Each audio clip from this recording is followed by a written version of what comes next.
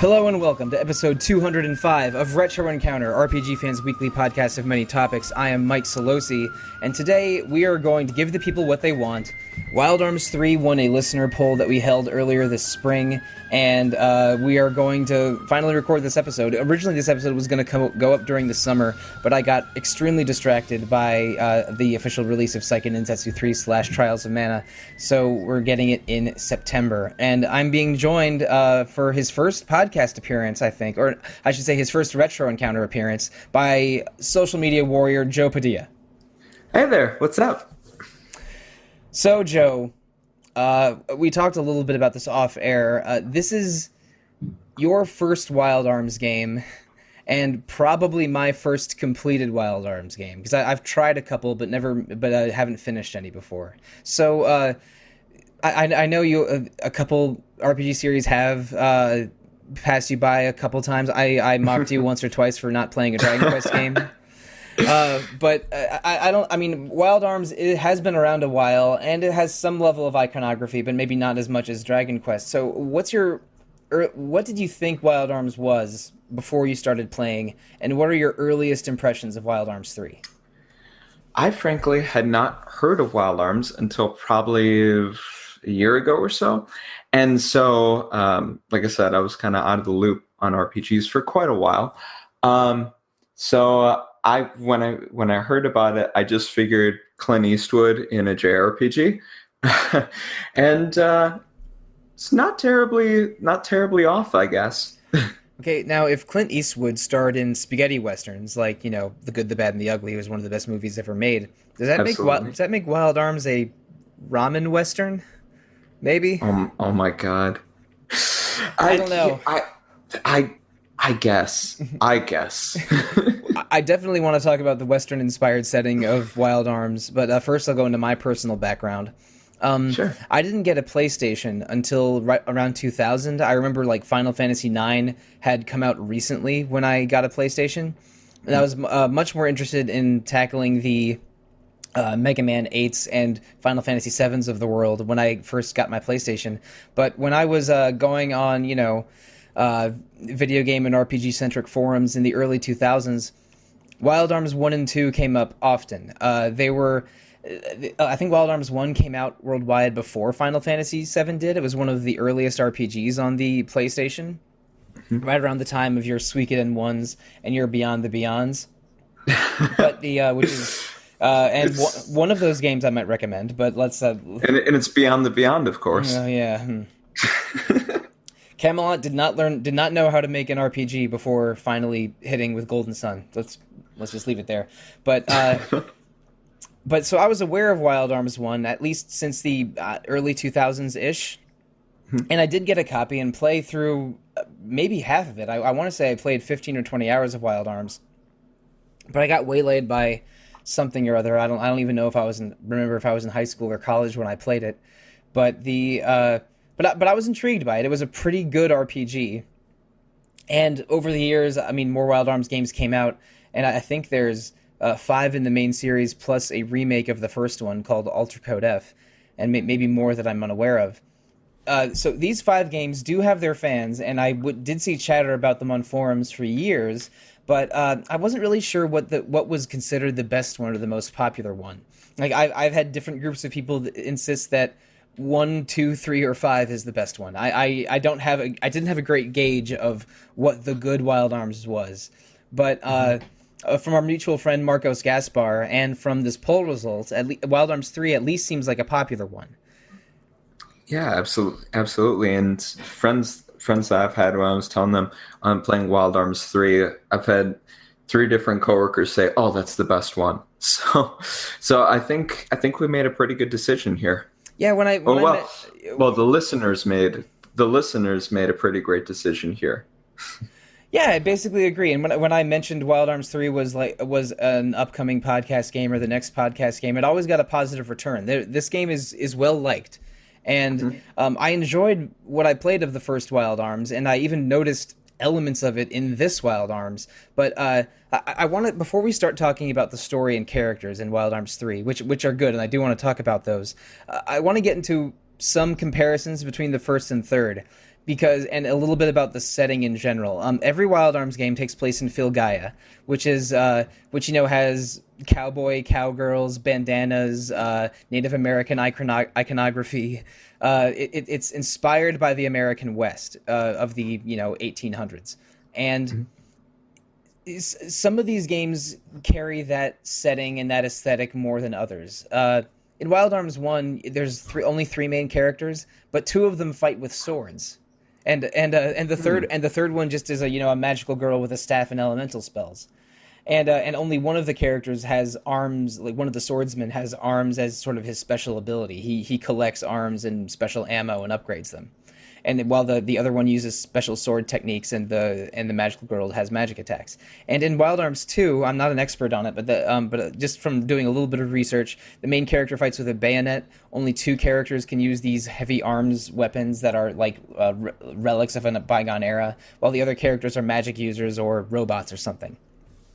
So basically, I think the aesthetic of Wild Arms, or some of the central ideas of Wild Arms are of sort of lost technology, and the desert setting being harsh, but humans sort of surviving in it anyway, in a way that's a little post-apocalyptic, a little bit riding JRPG tropes. Like, of course, there's an ancient civilization that mastered magic that we have to discover again. But Wild Arms 3, I think, takes the Western setting much farther, because you have this concept of drifters, of people just wandering the desert seeking fortune, and everyone seems to fight with firearms, and sort of like having your special arms, which are guns, and like taking care of them and upgrading them is sort of central to your survival, and that seems a little bit more real spaghetti Western than fighting with swords and magic, like I did in Wild Arms 1. I guess you definitely wouldn't find that in your Sergio Leone spaghetti westerns. Last I saw the Man with No Name trilogy, I don't remember any magical girls. I don't remember. I barely remember any girls in any of them, or in Once Upon a Time in the West. That's the best one. That's the topic for a whole nother day. Yeah, that's the secret fourth best one with Henry Fonda in it, which is kind of amazing. But again, I think that this Ramen Western that we're playing is inspired by the spaghetti westerns, but also has a lot of sort of real basic JRPG ideas in it, especially with the way dungeons are set up, and the way that and the way that quests and magic are set up. But it's again, I think Wild Arms 3 takes that Western setting a little and rides it a little harder than it did in the first two Wild Arms games, and I think it benefits from that. This game feels like a JRPG set in the West, while in the Wild Arms 1 felt like a more basic JRPG with a cowboy hats and bandanas filtered over it. And it seems rather I think one of the best things about the world is that it seems very organic. Things kind of flow into each other well. All these towns in these vast stretches where you don't find anything really except for things that are going to try to kill you. So yeah, and also like the game world feels sort of lived in is the wrong word, but it feels like you're always searching. Like you are a drifter. You don't know where your next source of income is, and you can only really find new areas once you hear rumors about them, and then they won't even be searchable on the map until that happens. But let's back it up a little bit, because Wild Arms 3 has some pretty unique systems that I don't really think of or see in other JRPGs. But one thing about this game that I love, that I could probably do an entire hour podcast on, even though I think this takes place in less than an hour, I love the first scene of this game. I love the opening conceit where you're on the four main characters are on a train. They're all interested in this package being held in a train car. They all jump into the train car at the same time and point their guns at each other, and then you get like the record scratch. Now, how did we get into this mess? Kind of moment, and you get to play in whatever order you choose. The each main character's sort of first chapter, how they got on the train, and that is very cute. I like that a lot. Yeah, I thought that was fantastic. You know, you had this scene, and and when I was thinking about and had the narration and stuff, I was just I was thinking about The Big Lebowski, and I was like, God, I wish Sam Elliott was narrating this because that would just be perfect. This game does not have a lot of voice acting in it, but if we could get a narrator for this game, Sam Elliott is at the very top of the list. Absolutely. And another guy who might be higher up on the list would be, I don't know, either R.I.P. David Carradine or maybe one of the Carradine brothers, because I think that Gallows' last name is Carradine, probably Yeah. after David Carradine, because he was on a Western TV show for many years. I wasn't really sure about Virginia or Jet necessarily. You know, maybe Jet is Cowboy Bebop. And Clive, the first thing that came to my mind was Gunman Clive. Was that an old like Nintendo, some sort of Oh, Nintendo maybe. game? There Yeah, was oh god, there was a Super Nintendo game that I think was on arcade hardware called called Sunset Riders. And I know it. Sunset Riders is great. It's basically an arcade shooter, but there's four main characters, and the first three are basically red, blue, and yellow cowboys. And no, I'm sorry, red, blue, and green cowboys, and they're all blonde and basically look the same. But the fourth character is a clearly Mexican, giant mustache, pink serape guy named Cormano. Oh my And God. when you're playing that game with friends, you are either uh, going right for Carmano or you didn't get first pick. And there's a NPC in the third or fourth town in Wild Arms 3 named Cormano wearing pink. That's amazing. And I saw this and I'm like, no way. There's a Sunset Riders character in this game. What is going on?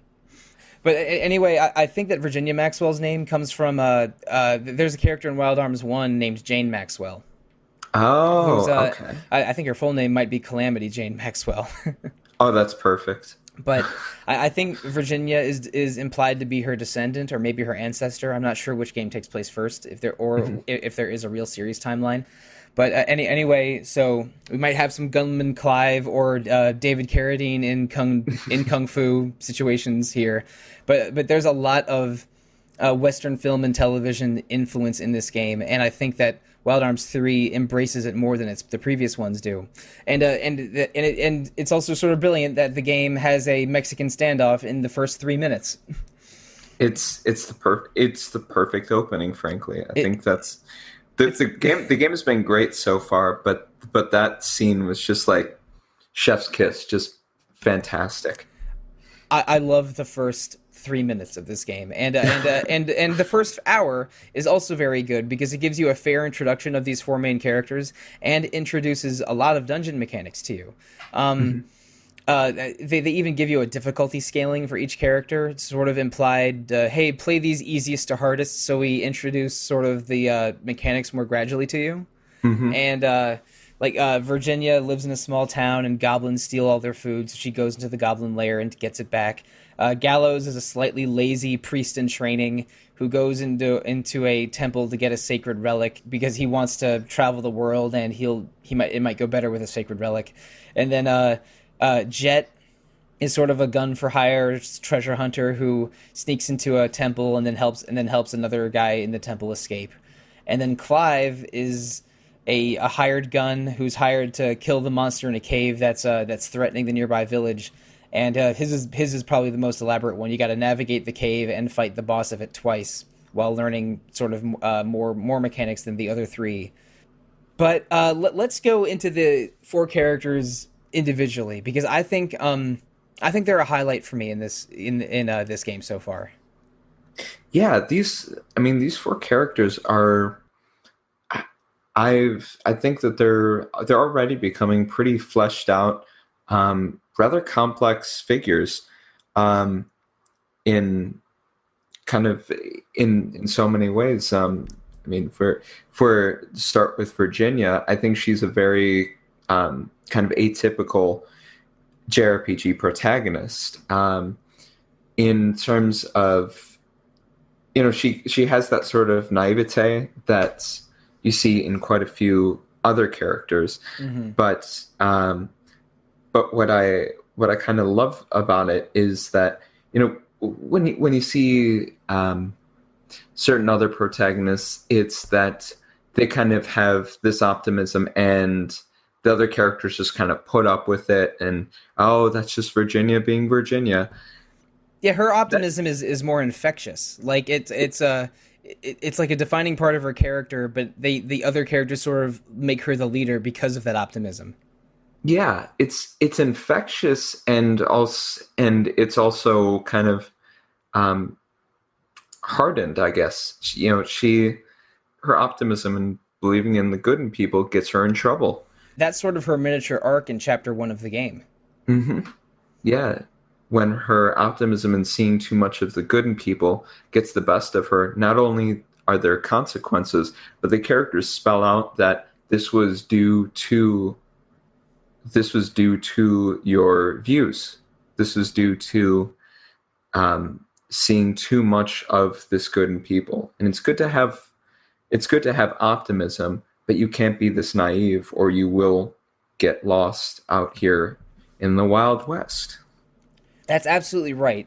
But I think that fits into how she interacts with the rest of the cast. So I want to revisit her arc in chapter 1 soon. But Virginia, I find her very likable. She's optimistic and positive and earnest without being obnoxious. Hmm. And when she gets into arguments with Jet, who's very, very selfish and pessimistic, like it doesn't feel, I don't know, it doesn't feel gross or unfair. Like Jet has some, has some, edgy boy retort, but Virginia's sort of resolute, and then Clive and Gallows laugh at Jet, and Hmm. these kind of interactions that make these characters feel a little bit beyond the tropes where they originally reside in. I don't want to. I don't think these characters are necessarily tropey, but they have to have a starting point in anime tropes to a degree, because this game's a little bit anime. It's these are early 2000s polygons, not really cell shaded yet, a little bit rougher than cell shading. That because we got some very beautiful cell shading in the PS2 GameCube era with games like, oh, the Wind Wakers and the Dragon Quest 8s of the world. And this game, I think, visually isn't quite up to that level, but these are clean, brightly colored anime polygons for the important characters. And Virginia, I mean, she wears basically a pink frock and a cowgirl hat, and wields dual pistols. Like that's a look. Yeah, I think she has a very unique style, and and she's also a character that isn't um, really sexualized. Which, it's not to say that like sexualizing characters is like on the whole a positive or negative, but she's there really isn't any sort of, at least as I've seen, any sort of like relationship thing with her or anything. She's on a mission. She's traveling with these three men, and I believe all of them are older than her, and they're just friends, and there's no weirdness there. It's just traveling companions. Yeah, and I don't even get like a little sister vibe from her or anything, and there's not a lot of male gaze sort of moving the camera up and down Virginia a lot. She's just I think her design's cute, but I don't think they're really I don't think there's any horny undertones in this game, which I found all the time when I was playing Trails of Cold Steel a month ago. But let's move on. I enjoy Virginia a lot, and I want to talk about her optimism and how it relates to Janice and Maya later. But next we have Gallows, who has some, in his design there are some Native American stereotypes Mhm. that I don't always like, but I think his fringe jacket is dope, at least. Yeah, I think aesthetically his design is interesting and cool. But you're definitely right that he kind of has this sort of uh, magical indigenous person trope to him. But I think that's kind of just the starting. That's just kind of the starting point with him, Yeah. and I think the writers kind of get out of that rather quickly. The magical indigenous like shamanism mysticism thing with Gallows and his village I think starts from an okay place. Like these are people that worship Filgaia like as like an earth mother or earth spirit, but and the totems guardians that you find throughout the game, which are basically the game's summons and some of the game's skill system. uh I don't I don't get a racist vibe from it. I get a more these are people close to the earth and they have earth powers and these powers are real and strong and Gallows is part of your connection to them. Like I don't that doesn't leave a bad taste in my mouth. But I also enjoy that he has the largest frame of the main characters and he has the most HP. But he's a magic character and not a physical character, and he fights with a sawed-off shotgun, which I think is a is a cool weapon style for him. But and I also like that he's probably has the roughest edge of any of the main characters. He's not edgy the way Jet feels sometimes, but he's sort of the if any character is like into rough housing and womanizing, but never really successful at either of them, it's Gallows. So if these were the Ninja Turtles, he would be the party dude. Yeah, And also definitely Jet would be cool but rude, and Clive would do machines. yeah, in this analog that I didn't think out ahead of time, but yeah, Gallows is a sort of beefy magic user with a shotgun, and I enjoy that. But let's move on to Jet. Jet is I think Jet has a really cool look. I like the bandana. I like the machine gun that's sort of wrapped in bandages. I like that, but I do not like that. Sort of 50% of his lines are him about working alone, and the other 50% are asking about where they're going to get their next paycheck from.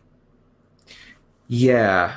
I'd agree that his writing is probably the weakest of the four so far, and I think so far he's kind of the most, if we're going to say tropey, the most tropey. He's the loner bounty hunter, but he has amnesia and doesn't know who he is. And the loner bounty hunter thing, I sort of roll my eyes at a little bit, but the amnesia thing makes me think that I don't think Jet is a bad character. I think he's definitely underdeveloped.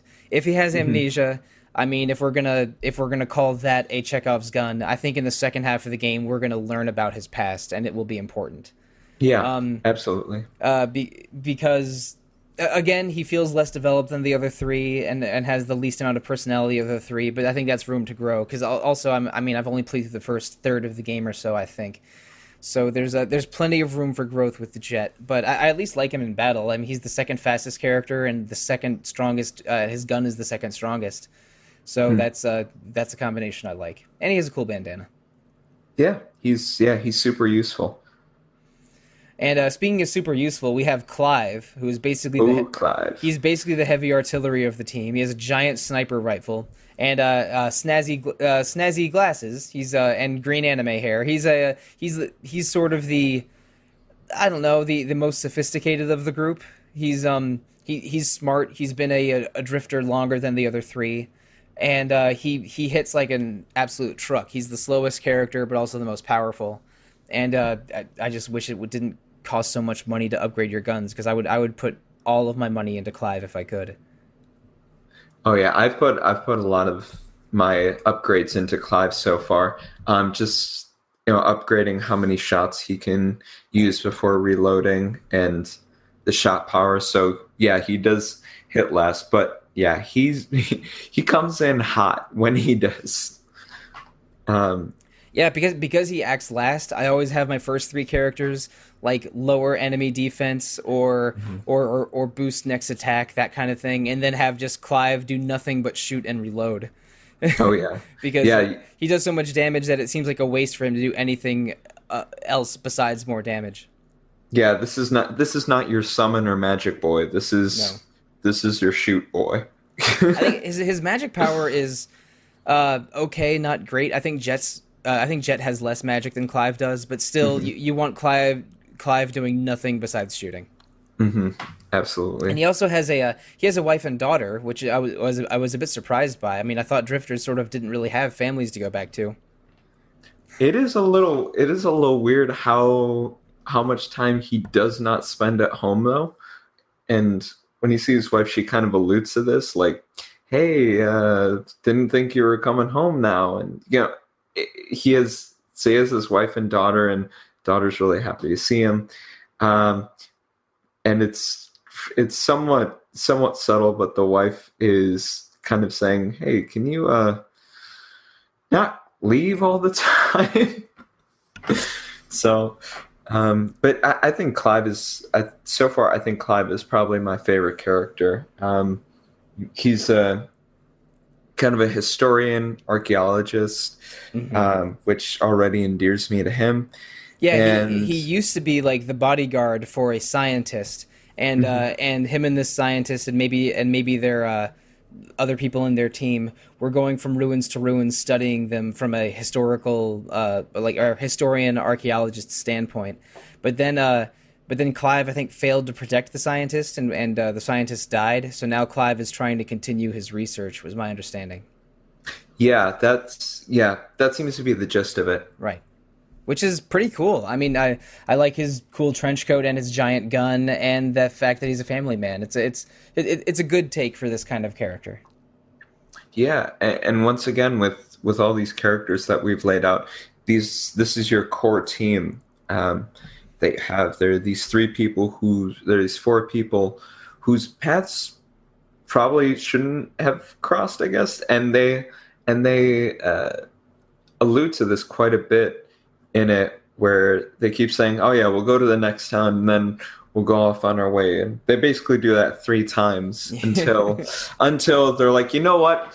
This is great. Let's just keep going together because we keep going to the same place." Except for Jet, who keeps insisting he works alone, Hmm. but tags along anyway. But yeah, he's digging the company, and he's not as much of a loner as he says. But it is remarkable that these are your four main characters for the whole game, unless something I am completely not anticipating happens in the second half. And you basically meet them in the first 5 minutes of the game. And in hour one, they're traveling together. And in hour two, you have a vague idea of a world-spanning conflict, and you have the Arcana system, or I should say the Guardian system, with shared skills between these four characters. It does not waste a lot of time giving you a full team and a full lineup to work with, and that feels, I don't know if I want to say modern, but that feels forward thinking. Like, here's your party, and it's going to be about this party dynamic the whole rest of the game, and I appreciate that. Yeah, when I was first playing through the prologues and just having one character for each of these kind of combat scenarios, I was I was definitely not too enthused about it, but I think that kind of works in favor of the game because once everything comes together and you have all four of them in your party, you see, oh, this is what the combat was. This is cool. I like it. Yeah, and speaking of combat, we've made a couple allusions in this episode already to guns and reloading, and the different speed at which characters act, and things like Guardians and Arcana. And I definitely want to talk about that a little bit right now. The combat in this game is turn based, and there's a lot of weirdnesses to combat in Wild Arms 3 that make it feel pretty unique. Every character has a gun which is called an arm. Arms are like relics of the past, and each of them has an unusual name. Uh, and in Virginia's opening prologue chapter, she mentions that her dad taught her how to use arms, and she thinks and she knows she can survive in the desert of Filgaia because she'll always have her shooting skills to fall back on, and which makes you give the feeling that living by your guns and maintaining your guns is sort of important for the drifter lifestyle, and it communicates in combat as well because your guns all have specific stats like critical hit rate and attack and how many bullets they hold and their weight, which surprisingly does factor in, Hmm. you basically any kind of attack will have you spend one bullet, and when you guard, you reload back to your max bullet capacity, and upgrading your guns and patterning your attacks around these upgrades is huge because Clive starts with 2 damn bullets, and that is not enough. No, we need more. We need more Clive. Yeah, I upgraded him to 3 bullets basically immediately, and I've been doing okay with just 3 bullets with the game so far. But also, um, your character's speeds are pretty rigid. Virginia's the fastest, then Jet is the second fastest, then Gallows, then Clive, and Mhm. enemy speeds will be somewhere in that Jet Gallows range mostly. I'm not even sure. I can probably count on one hand the number of enemies slower than Clive in this game. But like giving your characters skills, which mostly come from guardians, basically spirits that you can equip to your characters, like I don't know, like Espers in Final Fantasy VI. Like equipping guardians to your characters and equipping items to the guardians and upgrading your guardians and upgrading equipping personal skills granted by the guardians to your characters. It gives a lot of skill customization. So I have found myself in a pattern of Virginia and Jet cast boosting things. Gallows always heals people whenever someone has low health, and Clive only shoots. And once all the boosting stuff is in place, Jet can shoot as well. Like you can sort of determine and follow patterns like that once you have combinations of skills set up. But that was just a really long-winded way of saying there's a lot of tinkering in this game. There is a lot of tinkering in this game, and I use kind of a similar system where Virginia is kind of um, basically whatever needs to happen first in a battle. So she has like the fragile ability, so that I can lower a boss's defense, right off the bat. And then Jet kind of alternates between being the sort of same thing, a buffer or a debuffer on a boss and shooting, and then Gallows for healing because I can't trust his shotgun. The shotgun looks cool, but I think it's the least useful weapon because I mean Jet and Clive are just straight up much more powerful, and Mhm. Virginia has lower damage than Gallows, I think. But her guns also weigh nothing, so you can get Gatling going extremely easy with them. And we should mention every character has a special ability called Gatling, where they can use force points to basically unload a bunch of attacks at once, and it'll just automatically spend all of your remaining bullets if you have enough FP to use them. And I mean, shoot, we haven't even talked about FP yet. There's no traditional MP/SP system in this game, or TP if you're a Tales of fan, where you basically have a resource that starts high and you spend it for special attacks, and then you heal it again with items. In Wild Arms 3, it starts at a low level. It has a max of, I think, 100. And then you slowly gain it over the course of battle, and then spend it for big attacks. Every character has a force ability that spends FP. Virginia allows her to multi-target items. Gallows allows to multi-target spells, and both of those are really good. And then Clive is a guaranteed double damage 100% snipe, which I use basically whenever I can. But uh, Mhm. but FP is a slowly building resource, like the super meter in a fighting game, or the super moves meter in Skies of Arcadia, and not a spending resource that starts at 100% and then drains as you use abilities. So like FP raising items are very very uncommon. I've only found a couple carrots that give me bonus FP, and I'm hoarding them a little bit because I'm worried I'll need them for some unforeseen boss fight. But yeah, it almost feels like an RPG battle resource in reverse. Yeah, it in that system, also combining with the vitality stat in it, which Right. does not function like any other vitality stat that I've seen, where you have your main hit points, and when those go down, you can replenish your hit points by utilizing this 0 to 100 vitality stat. Yeah, And it's basically a second health bar almost. yeah, yeah, it's kind of like the latest the latest Dissidia, but Oh, sure. not terrible. It's it's a really interesting system. I don't think I've seen a battle system quite like this um, in another RPG. Um, and those carrots, yeah, they're hard to find in the world, but there's a side quest which will help you get you more. So I don't know. I don't know if you want me to mention that, I but think I've already seen talk about it. It's basically it's a garden where you can plant things and then get more by planting. yes, All right, and there's there's especially since because like you heal with berries and get FP with carrots. I'm like, both of these sound plantable. yeah, and that's another really cool aspect of kind of gameplay integration into the world building is that it's hard to find these carrots and these heal berries because you're basically in a desert.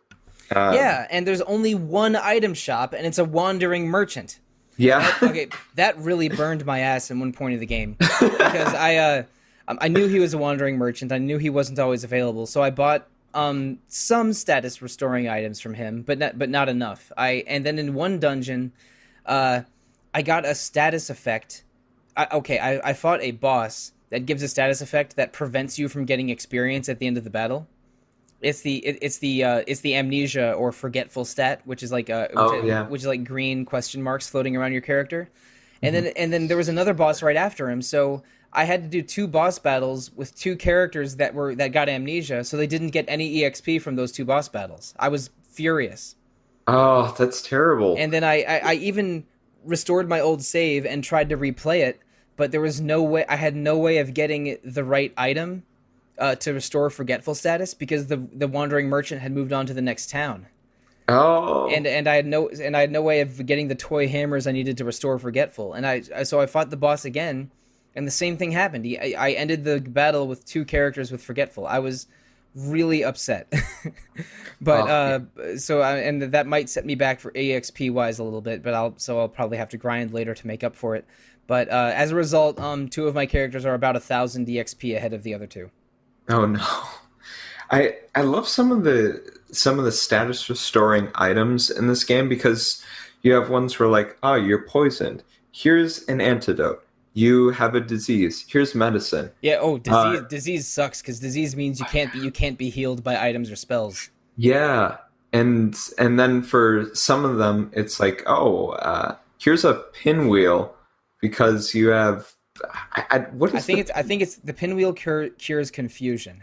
Yeah, you're confused, so here's a pinwheel, or you have amnesia, so here's a toy hammer because I guess you're nostalgic for your I childhood. get the idea of someone's forgetful, so you pop them on the head with the hammer, and then Oh, their mind is restored. But ah, maybe I just watched a lot of Looney Tunes, and that would and make and Looney Tunes give you very distorted ideas of how concussions work.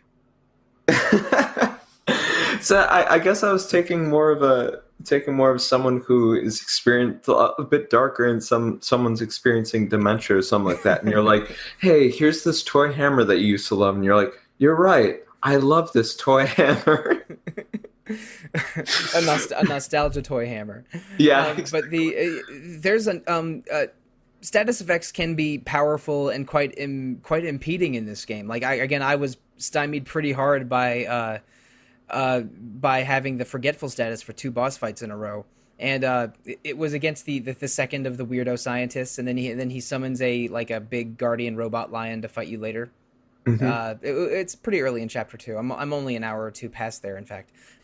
And these status effects last beyond battle, and status restoring items aren't always easy to find because there's this wandering merchant that you have to track down, and there isn't a consistent item shop in every town. There are inns in every town, and those will restore status, but getting like items are a little scarce, and that and like you said, that sort of fits in with this post-apocalypse, largely desert setting. Like resources are few, and you have to scrap for them a little bit. And there's a an arms upgrading shop in every town, but arms upgrades are expensive. So I'm finding myself saving money, or Gela as it's called a lot of the time. I'm saving Gela a lot just because I want that next upgrade for Clive or Jet. Same here. That's pretty much all I spend my money on in the game. And one thing that's helpful is with experience. Have you been using the lucky cards? Yeah, I have been using lucky cards for boss fights Hmm. because it'll double your experience or make your experience gain for that fight increase by 100% because you can repeat them change your multiplier from 1.0 to 2.0 to 3.0, etc. But Oh, it won't help me with that. It didn't help me with that freaking that forgetful status boss. But I have been doing that, especially since I think that boss EXP is disproportionately way higher than regular encounter EXP. oh yeah, it's some really great XP that you get from it. Yeah, And I typically start off those boss encounters with using Virginia's Mystic to cast the mhm. lucky card on all of them, and then second turn using Fragile, and then just wailing on the boss. And also, Gela cards increase the double the Gela drop from any enemy. So I also use a Gela card on the boss whenever I do a new boss fight. Is that helps me. But one other thing, we were talking about the different status effects in this game, and how some stats are unusual, like the Vitality stat and the FP stat. I want to talk about those a little bit more, and then introduce one other thing. Um, in many typical RPGs, especially your Dragon Quests and Final Fantasies of the world, you'll you have your HP that represents your health, your MP that represents your ability to use skills, and as you forge through a dungeon, as your HP depletes, you use MP to restore or items to restore your HP, etc., etc. And like MP is a non-renewable resource or a harder to renew resource, while HP is sort of the character's life, right? Mhm. In this game, in Wild Arms 3, your FP is your replacement for MP, but it's not a depleting resource. It's a resource that starts low and gets higher during battles, and you can't use FP to cast spells to heal yourself outside of battle. There's very little menu healing in this game, which is Mhm. where it's all over older RPGs, because you have this vitality stat that starts at 100, and then after every battle, if your health is below 100%, you use a little vitality to get back up to 100%. So it removes that loop of menu healing in this that you see in so many RPGs, and only becomes an HP only becomes a bad resource outside of battle if your vitality goes all the way to zero. So that's interesting. This vitality stat, which you can restore in dungeons by finding orange crystals, lets you get away from that. And also, this game has random encounters, but you can see random encounters coming with an exclamation point above your head. And you have another renewable resource called encounter points, or ECP, that lets you skip random encounters if you see the exclamation point and just press the circle button. It's crazy. You have these RPG loops of getting into random encounters or even being overwhelmed by them, and having, restoring your HP with your non-renewable resources or your items in menus outside of battle. But Wild Arms 3 subverts both of those things by giving you outs with vitality and encounter points. That's really interesting to me, because I went through the first couple dungeons and like, wait a second, vitality is healing me automatically, and if I don't feel like doing encounters, I can usually skip a couple with encounter points. This is letting me skip two annoying parts of old RPG traditionalism. Yeah, that's been one of my favorite things. Is it's fascinating how the encounter points work because of the different exclamation points you can get. If you have a red one, that means you're out of ECP and you have to do this fight. If you have a white one, it'll take anywhere from what I've seen is 1 to 3 points away, Yeah, which I think is yeah, depending on how dire the encounter is or how many enemies are in it. Mm-hmm. exactly. And I think that's a really great system because, if you skip a one encounter one, it's like, well, it's not too powerful. But if you skip an encounter and it's three, you realize, oh, I might be in a place that's a little difficult for me. And also there's green exclamation points, which is when Hmm. you're fighting enemies that are way below your level. So I think you can skip those for zero encounter points. You can just Exactly. you can just not deal with them. It's a really good system that encourages you to do a little bit of leveling and fighting a normal amount of enemies when they're at an appropriate level, but also like it's not infinite. If you skip too many battles, there will be a point where you can't skip anymore, and it's very smart and feels unusual for a 2002 RPG, because again, sometimes this game wears its age on its sleeve, especially with like the clumsy character movement, the way enemies just sort of like all pause during an attack and then immediately start running around again as soon as something is cast, Yeah. and the sort of the low texture polygons that are most of the game's visuals.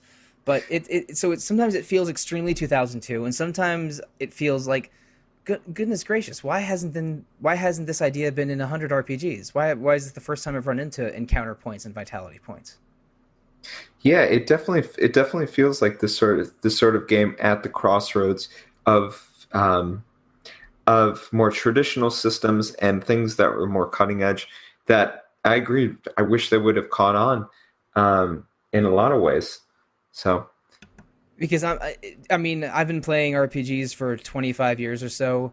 I'm basically over random encounters. I've said on other podcasts that I would love it for any game with random encounters, give you the option to turn them on and off, just like Bravely Default. Like that is the random encounter system I want in every game. But this game giving you encounter points to to mitigate random encounters and to punish you from using that system too often feels like a good balance. It's like why have I only encountered this in encounter? I'm using that word way too many in a show called Retro Encounter of all things. But why haven't I seen this systems like this more? It feels smart and like when I'm going through a dungeon, I feel like I can control the rate of encounters that I have, and that feels great. But before we do need to get into story a little bit later, but I want to talk about dungeons now that I've said dungeon a few times in the past paragraph or so. This game has some dungeon puzzles. boy, does it. There you find items called tools that are unique to each character, and they do a variety of little functions. Like Jet has a boomerang that can hit faraway targets. Clive can drop bombs that destroy cracks, walls, and some obstacles. Virginia has can do a little fire thing to light candles. Gallows can do a little ice thing to unlight candles. But like every character has a couple of these tool skills, and I've found second tools for a few characters, but only recently. These dungeon puzzles will have you using all of the tools at your disposal. That these are fully 3D, multi-tiered puzzle ass puzzles. And for me, like it feels a little retro because retro encounter, the other half of my podcast title. It feels a little retro having these puzzle rooms, sort of like dungeon to dungeon. It feels like Lufia 2 sometimes, but it's not unwelcome. Like I don't think any of these puzzles are brutal deal breakers. They're good distractions. But again, I'm only at the 30% mark of this game, maybe. There's I've liked quite a few of the puzzles. Some of them have leaps in logic that I've used a guide for a little bit of this, and I've been like, okay, I'm an adult. I've spent too long on this. I've spent too long on this. I need to just find some sort of hint to it. And then when I discovered that, it's like, really, that seems like a bit of a stretch. There's there's one puzzle that I was doing this morning. That's I suppose I won't spoil it, but there's going to be a laser, and it's probably not going to be the solution that you'd guess. And if you haven't seen some mirrors, that is also not going to be the solution you're going to guess, but they're both solved by the same thing. So I'm sure when you get to there, we'll talk about in the second episode. So there are lasers and mirrors in some room, but the solution does not involve reflecting the laser with mirrors. They're two separate puzzles. There's the lasers and the mirrors, and both are solved by the same thing, but both should not be solved by this thing. Okay, you're already giving me a headache. But Yeah, exactly. I've been much less stymied by puzzles and much more stymied by accidentally skipping doors because the camera is a little rigid. Yes. It's not totally an isometric view with this game, and there's a really annoying camera that you control with the shoulder buttons. But it's really easy to just, if you have a sort of straight north, south, east, west orientation on the camera, you can't see doors to the rear or sides of you. And it's not like an isometric view where you can see multiple angles from a neutral position. This is a not great camera, and I've gotten lost in dungeons not because I can't solve a puzzle, but because I skipped a door because of the camera being bad. That's frustrating to me much more than the puzzles are. Yeah, my my biggest frustration with this so far has been the running. Oh Uh, yeah, What I don't understand why the characters one have to have this kind of lead up where they're like ready and go, and also It's back to Looney Tunes or Sonic the Hedgehog, where you have to get your legs going a little bit before you and can push off. but then you can only go in one direction.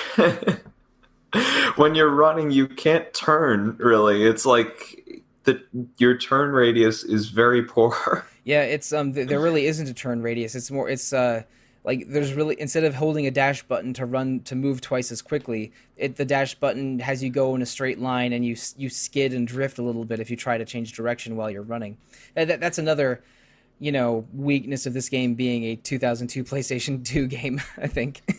Yeah, I love the fact that I have these elite young bounty hunters, but Lord knows that they try to turn, it's like trying to drift in a semi truck. Yeah, So, man. like, At least Gallows doesn't tip over if you take too sharp a turn. That would be a design weakness. yeah. But Or when you're on a ledge and they wobble and they're like, oh ah, yeah, not, and you got to press circle to go back to the ledge, or X to jump off the ledge. It's confusing. But Mhm. anyway, let's go back to the story a little bit. In the first chapter of the game, when everyone's united, they immediately go back to Gallows' hometown, much to his dismay, where his grandmother explains that there's this big demon threatening the world, which was rendered into a desert by a demon war centuries ago. But by meeting guardians, you'll be able to combat the threat. So you immediately get these four elemental guardians, which are boss battles that are basically the four guardian spirits of the north, south, east, west in Chinese folklore. Oh, Yeah, okay. it's a white tiger, a black turtle, a blue dragon, and a red phoenix, except they're all stylized a little differently. Huh. So I it's didn't pick up on that. Yeah, That's really cool, they though. have strange names. They're not called Byako, Suzaku, Seiryu, Genbu, but they're basically those four mythological beasts. Then you go on a quest to find this artifact that is being chased after by Janus, who is a another drifter, who has his own two buddies, Dario and Romero. I think that they might be named after spaghetti western directors. Yeah. But or maybe actors. But in one early dungeon, Janus and his gang help you. They're the boss fight that you meet on the train. But shortly after, Virginia decides to trust Janus and let his team accompany them.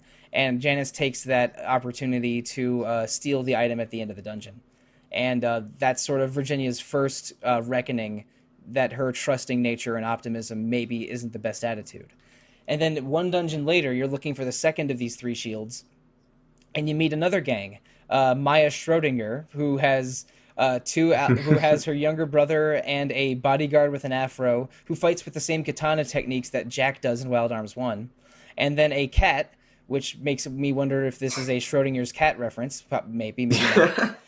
But like they're a really goofy anime quartet. But you fight them in a boss battle, and then at the very end of that fight, basically who's the same age as Virginia and even dresses similarly to Virginia, kind of like a sort of an upper class girly frock that would be like a society woman in the old west or something. And Maya challenges Virginia's worldview, saying, "Hey, you have to be hardened if you want to be a drifter. You're just play acting at being a drifter, while I actually care about survival and care about the life."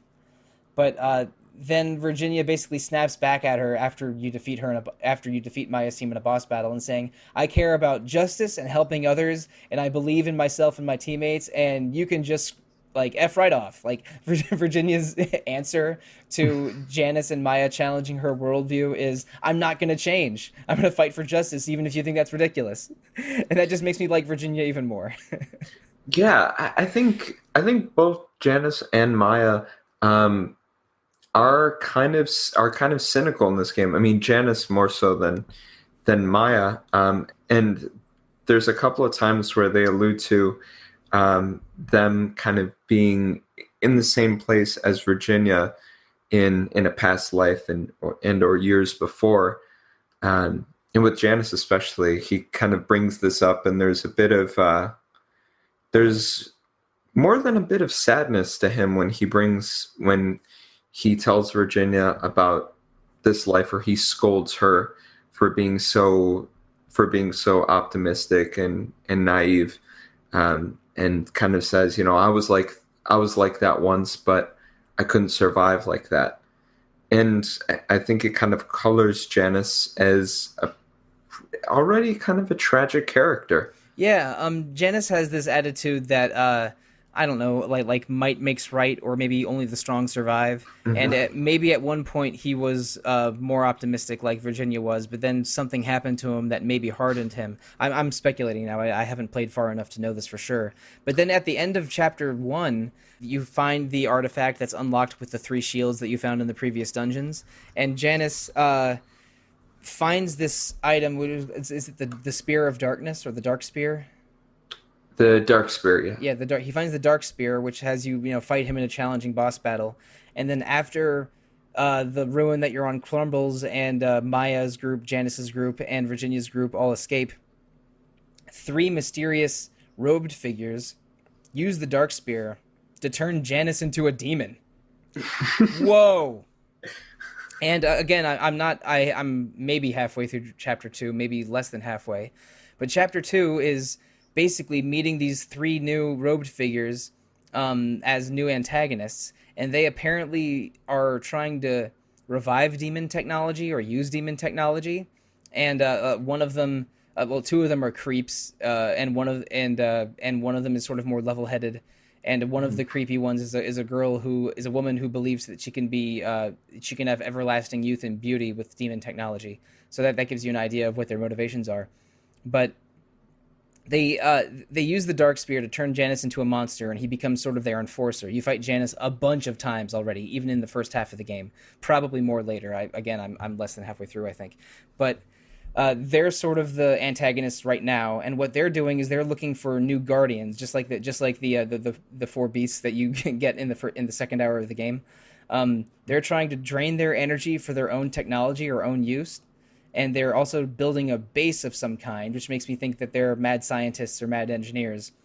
And that's what the thrust of chapter 2 seems to be. These 3 mysterious robed figures, ancient technology, reviving or creating demons, and sort of trying to track down as many guardians as you can and have them join your side so they aren't corrupted by these people. Am I getting the gist of it mostly? Because I'm not as far as you are. Yeah, that seems to be pretty accurate. Cool. And one other thing I should say about Janice and Maya, or Maya's team, I should say. Again, Maya's sword wielding ally has a lot of the same moves and same sword style as Jack from Wild Arms 1. Janice fights with a bayonet, which I think uses some moves from the main character of Wild Arms 2. And there's just a lot of move names and place names and character names seem to be references to either Wild Arms or other Western games. I'm still blown away that I think there's a Cormano from Sunset Riders reference, which is completely insane to me. Like when I saw, like, is there really a character named Cormano and he's really wearing pink? No, like I seem to be noticing them more and more as I keep playing.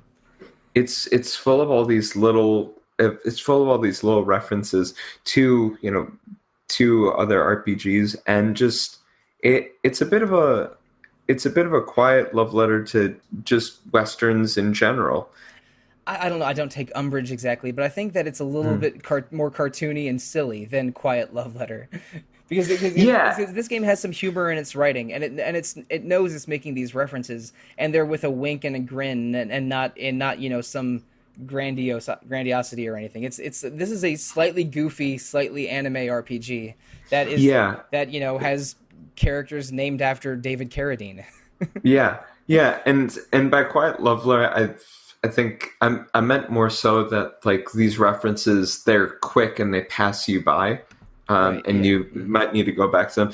Yeah, it's not necessarily like it's not like The Artist, where it was a love letter to silent film or something like that. It's a little different than that. But I will say that this game has some pretty great writing, and a pretty strong localization. I'm less certain about the localization. Like I am noticing some it can't be helped, some sort of like over translated dialogue that feels like a bad manga scanlation. But I think the script is good, and there are definitely plot hooks keeping me going. But the localization, it feels, it feels like a 2002 localization. This wasn't a enormous budget game. This was a probably a pretty good team from Sony Computer Entertainment America localizing this, but it's not. It doesn't have maybe as much incredible attention to detail and personality as like a best of Xseed kind of translation. Yeah, I get that. I actually looked into the localization a bit, and SquareSoft actually localized this for some reason, Oh, which is super. That's an odd choice, it seems, because Sony, I guess, was kind of peeling off from having a more direct involvement in the Wild Arms franchise, despite it, still coming out on their consoles and everything. But well, I mean, the games have always been published by Sony, mhm. and I think that they're all of those Wild Arms games are Sony exclusive, to my knowledge, unless maybe there was I don't know, maybe they eventually got GameCube or Wii ports or something that I'm unaware of, but I'm not sure where if I've even seen a Square logo anywhere here. This would have been before the merger, because the merger was 2003 and this game came out in both Japan and North America in 2002. Mhm. But Yeah, I found this on the TV tropes page for. yeah, maybe it's the kind of thing that you have to wait to the credits to find. Yeah. Hmm. I don't know. It's fascinating though. That is interesting. But one other thing that I think is really interesting about this game is the music tracks really want to embrace that Wild West theme. And this is not Wild Arms 3, but the opening theme to Wild Arms 1, Into the Wilderness, is a awesome RPG opening track. And Into the Wilderness isn't in Wild Arms 3 in its completion, but the motif or chorus from it is the whistle that plays when you rest in an inn. Oh, Yeah. huh. And I and like that whistle. yeah, and in general, there's there's a lot of sort of open guitar chords, a lot of whistling and wind instruments. It's a sort of a Ennio Morricone influenced soundtrack, which I enjoy very much.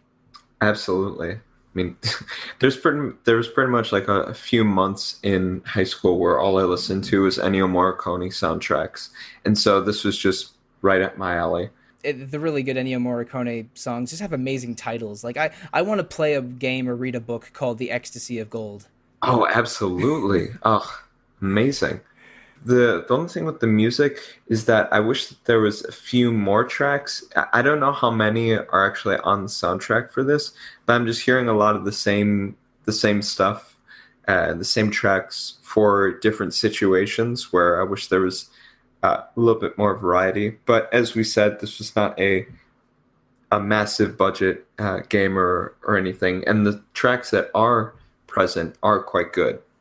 Yeah, So. it's a likable audio landscape, but I mean they probably do repeat tracks too a little bit too much for battles, world map, dungeons, and there's a lot of dungeoning and a lot of exploration on the world map. But I think towns mostly have had unique themes, and Hmm. and the music that you do get is pretty good. Uh, one other thing I mentioned how it's I sort of think it's amusing how characters sort of frantically move around in combat semi randomly between actions. And there's not like targeted or ranged attacks. There's no area effect or in a line kind of positional moves. There's just sort of effect one or effect all kind of spells. So that allows them to play with. They don't have to worry about space, so they can play with presentation a little bit. Battles on horseback are sort of fought while on horseback and holding your arm out, aiming at the different enemies that are also running alongside you, and that's just great. Especially when a really awkward enemy like an orc or a tree is huffing and puffing to catch to catch up with you on your horse. Oh my God, yeah, the the large, I think the large bipedal boars that that boars or orcs that run after you, and you're like, I think I'm those are on a orcs. full Yeah. grown horse, and you're this sort of uh, bipedal pig orc with a butcher's knife or a cleaver of some sort, and you're keeping up with me. How? It's an amusing visual, but also just it's a cool visual. Just riding on horseback over the plain, and sort of like when you're in battle, you continue riding on horseback. It's a good look, even though like I like being able to ride around a horse, although it's not crucial to the gameplay necessarily. You only need the horse for like one part of the game to jump over a ravine. Yeah, that's a horse with some amazing jumping cross to basically jump over a canyon. But Yeah. suspend your disbelief. I play JRPGs and I watch tokusatsu shows, so I suspend disbelief extremely easily. I will accept some true nonsense in the game if it gives me a moment of satisfaction or style. Yeah, I'm a big fan of like Ukuhara anime series. So it's like a kappa taking something out of someone's butt and then doing some sort of jazzy pop song. Yeah, that's fine. That makes sense. That's realistic. One of my favorite seasons of Kamen Rider is about uh, a a professional gamer who decides to change careers and become a doctor. And then but then video game viruses start infecting people, so he beats them with his gamer powers and then saves his patients with his doctor powers. Incredible. Yeah. Kamen Rider is wild, and that is the level to which I can easily suspend my disbelief. So like a Western influenced game that is Sergio Leone as hell, riding on horsebacks while casting spells from giant wind tigers, and just trying to get enough money to upgrade your gun so it can hold 5 bullets instead of 4, and still have enough money for a train ticket to the next town. All of this I instantly accept. And the only things I don't accept are things like bad 2002 camera and having to mash square when you're looking for a new dungeon. Yeah. Um, but you mentioned that there was sort of some unusual staff that took part in the Wild Arms 3 development, including Square localization teams. Are there any sort of other unusual names that would make me raise one or both eyebrows? So these aren't terribly. I don't think these names are terribly illustrious or anything, but their credits are kind of weird. Like there's Akira Sato, who executive produced this, who's also a supervisor on Shadow of the Colossus and Ico, Oh, which really? yeah, that's a kind of fascinating one. I mean, there are these two development teams kind of had a close relationship with Sony, so I could see that. One of them is the lead programmer, Takao Suzuki. So he was a lead programmer for this, but he does a lot of the sound for a bunch of the Arc System games, like your Oh, Guilty Gears, your Blaze Blues. those Um, games have some pretty killer soundtracks and a lot of very, very meaty sound effects. oh That's yes, the best of butt rock. Yeah, It's and so yeah, good. no man. If you want to talk about a fighting game where you have to suspend disbelief a little bit, oh boy. hmm Um, those character designs are a little extreme, to put it, to understate it a little bit. Yeah, yeah, just a little bit. I'm a particular fan of Bedman from Guilty Gear Exerd Rev 2.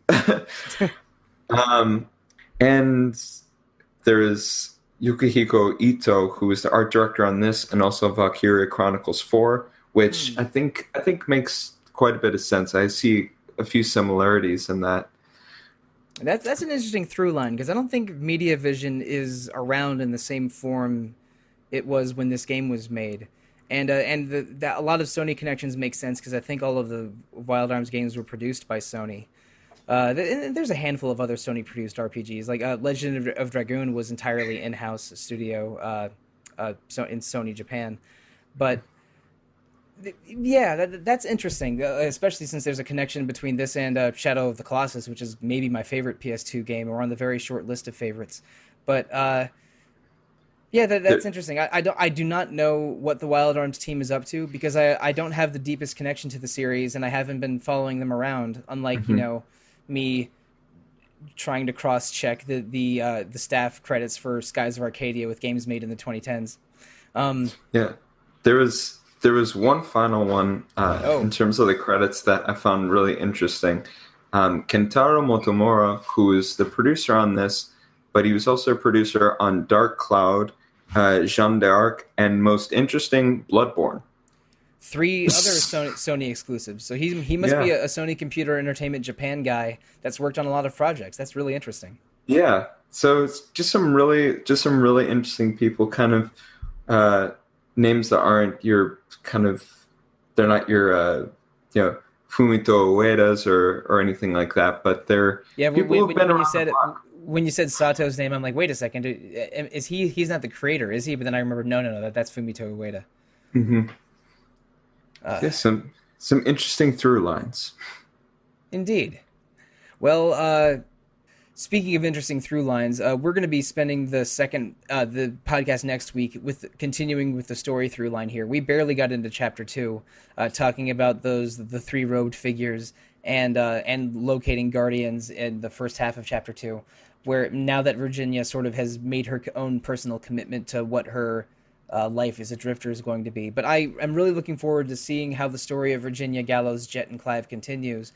Because again, I've mentioned this in other podcasts. I think the most important part of an RPG is likable characters, because you're going to be spending a lot of time with these characters. And if you don't want to be on this journey with them, then what is the point? But I think Wild Arms 3 has a good main cast, and that is extremely important. So I'm definitely going to follow this one through to the end, even if it means I have to play a couple hours a day for the next week and a half. You got this. Yeah, I think I got this. Yeah, I'm a little behind you, but I think both of us are going to see credits roll in the next 10 to 14 days. You know, because we're recording this a little bit early. But listeners, next week we're having more Wild Arms 3, and in October there will be 2 episodes on Grandia and at least 1 episode, well, no, only 1 episode on Link's Awakening, because we had a Link's Awakening episode in April of last year. But that was before the remake was even announced. So, and the remake comes out very, very soon at the time of recording or posting this podcast. So we're going to have a Link's Awakening revisited episode next month, talking about the original Link's Awakening and the remake. So please look forward to that. If you want to contact us directly, the best way to do so is to email retro@rpgfan.com. You can also visit rpgfan.com's message boards, Facebook page, Instagram page, Twitter account, Discord server, Twitch channel. There's something streaming on Twitch every day on the on the RPG Fan Twitch channel. So there's something for everyone there. We also have 2 other podcasts, Random Encounter and Rhythm Encounter. Random Encounter just got back from a hiatus, and Rhythm Encounter is to be determined. But you can review all 3 of those podcasts, Random, Rhythm, and Retro, on iTunes, Google Play, or however you are listening to us. We love feedback, and we will take all the constructive criticism we can stand. So, Joe, if listeners want to reach out to you directly, what's the best way to do so? So besides on RPG Fans' social medias, where you can find me with anything that's tagged with a -JO, you can find me on Twitter at Queers for Fears, and you can also find me on the Discord as such as well, at Queers for Fears. Yeah, and you alluded to it a little bit, but you do a lot of our Twitter and Facebook posting. So if you're interacting with RPG Fan on Twitter or Facebook, it's probably most of the time it's Steph, but it's also very often Lucy, Joe, or Nilsson. So so that's probably the way people interact with you the most in the RPG Fan theater, at least. Absolutely. So please be kind to us. And you all have so far. so far, but don't come at me when I start talking more about Final Fantasy VIII. I'm just saying, just sometimes the Discord gets weird. So people have been nice to you so far. Yeah. And listeners, if you want to reach me, the best way to do so is probably Twitter. I am at The Real Monsoon most of the time, at Evoker for Dogs other times. And I am Monsoon Mike on Discord and Monsoon on the forum, where I haven't posted in probably a year. So I think we did it. We're Joe, you and I are not done with Wild Arms 3 yet, but by the time we record the part 2 of this podcast, we shall. Absolutely. We'll see y'all then. We will learn the ecstasy of gold. For a few dollars more. Once upon a time in Filgaia. Oh my god. Thank you, good night, and good luck.